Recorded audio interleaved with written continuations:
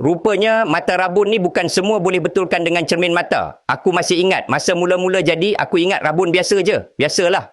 Umur makin naik, mata pun mungkin dah tak macam dulu. Jadi bila pandangan mula kabur, aku ingat tukar cermin mata settle lah. Tapi makin lama makin pelik. Bukan setakat kabur, aku mula perasan pandangan tepi macam tak berapa nampak. Nak fokus depan boleh lagi, tapi kiri kanan rasa sempit. Kadang-kadang tengah jalan, orang lalu sebelah pun aku perasan lambat. Mula-mula aku fikir mungkin cermin mata lama dah tak sesuai. Aku pun cuba tukar, tapi tak banyak berubah. Masa tu aku dah mula risau. Sebab kalau rabun biasa, pakai cermin mata selalunya lebih jelas. Tapi yang ni lain macam. Makin hari, mata rasa makin tak sedap. Kadang-kadang silau, kadang kepala rasa berat. Yang paling buat aku takut, pandangan tu macam makin mengecil perlahan-lahan. Masa tu aku betul-betul takut. Aku terfikir, kalau ini bukan rabun biasa, habis tu apa? Kenapa cermin mata pun tak banyak membantu? Kenapa penglihatan macam berubah sikit demi sikit? Aku pergi cek, masa tu barulah aku faham. Rupa-rupanya bukan semua masalah mata kabur tu rabun biasa. Ada orang ingat cuma rabun, tapi sebenarnya tekanan dalam mata dah mula ganggu saraf penglihatan. Itulah yang orang panggil glaukoma. Dia datang senyap-senyap. Bila sedar, penglihatan dah mula terjejas. Serius masa dengar tu, aku terus diam. Sebab baru aku faham, patutlah cermin mata tak banyak membantu. Sebab masalah dia bukan sekadar power mata. Masalah dia datang dari dalam mata tu sendiri. Sejak hari tu, aku mula lebih peka dengan keadaan badan, lebih jaga bacaan gula dan cari ikhtiar untuk jaga dalaman juga. Masa tu kawan aku bagi tahu pasal kapsul aman.